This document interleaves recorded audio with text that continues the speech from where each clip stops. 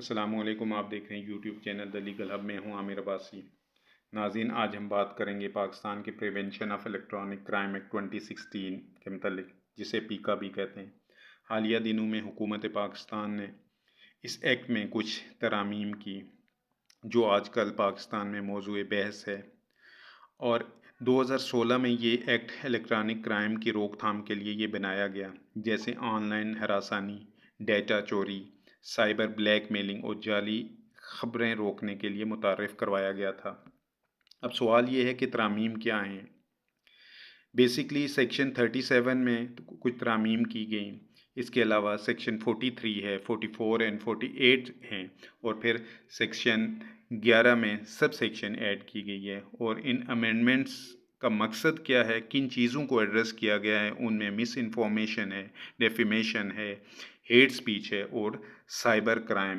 ان کے تدارک کے لیے بیسکلی یہ ترامیم عمل میں لائی گئی۔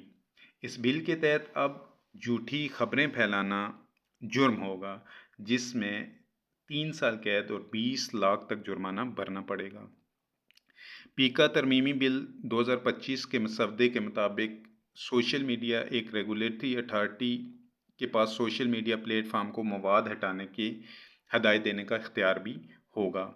اور ناظرین، اس مواد میں نظریہ پاکستان کے خلاف، قانونی اداروں کے خلاف، ریاست کے خلاف اکسانے اور دہشت و خوف پھیلانے والی پوسٹیں شامل ہوں گی، اور جو ریگولیٹری اتھارٹی ہے وہ سوشل میڈیا پلیٹ فارم کو مواد ہٹانے کے لیے ہدایت دینے کا اختیار رکھتا ہوگا۔ اور اس ترمیم کے بعد سوشل میڈیا پروٹیکشن ٹرائیبیونل قائم کیا گیا ہے، جو ہائی کورٹ کے ججوں اور سینئر صحافیوں پر مشتمل ہوگا۔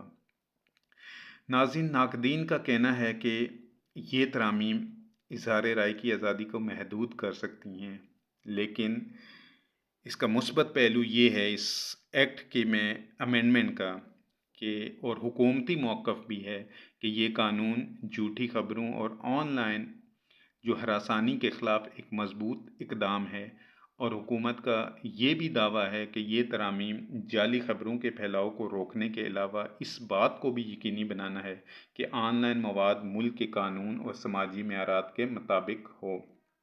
لیکن اگر اس ایکٹ کا غلط استعمال کیا گیا تو یہ اختلاف رائے کو دبانے کا ذریعہ بھی بن سکتا ہے۔ تو ناظرین، پیکا ایکٹ اور اس کی ترامیم پر آپ کی کیا رائے ہے؟ کیا آپ اس ترمیم سے متفق ہیں؟ کیا یہ ترامیم ضروری ہیں یا ان میں مزید اصلاحات کی ضرورت ہے؟ اپنی رائے نیچے کمنٹ میں ضرور بتائیں، اور اس چینل کو سبسکرائب کریں اور ویڈیو کو لائک کریں۔ ملتے ہیں اگلی ویڈیو میں، تب تک کے لیے اللہ حافظ۔